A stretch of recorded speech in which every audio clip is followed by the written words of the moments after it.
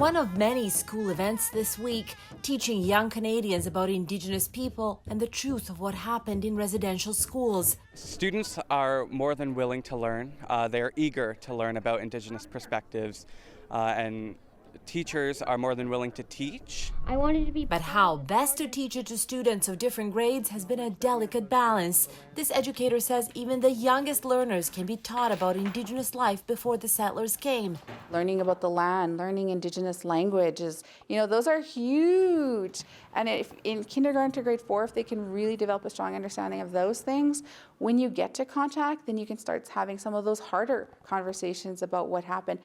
And now that will happen in Ontario. It's just announced mandatory lessons on Indigenous peoples earlier in grades 1 through 3, starting in September 2023. Our children that went to residential schools, they are the bravest people that I've ever known. What to include in the books our kids are learning from has also been a challenge for Canada's educational publishers.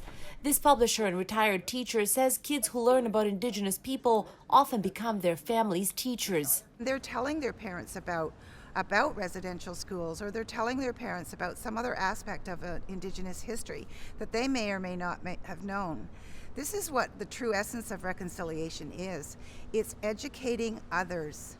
On our home screen, we have a collection related to the National Day for Truth and Reconciliation. One thing helping educators make that shift, quickly updated online learning materials so they don't have to wait years for textbooks to be reprinted. So when you wait to change those things on a publishing cycle, you're losing a generation. And let's face it, if we can't have truth in the classroom, what chance do we have in society?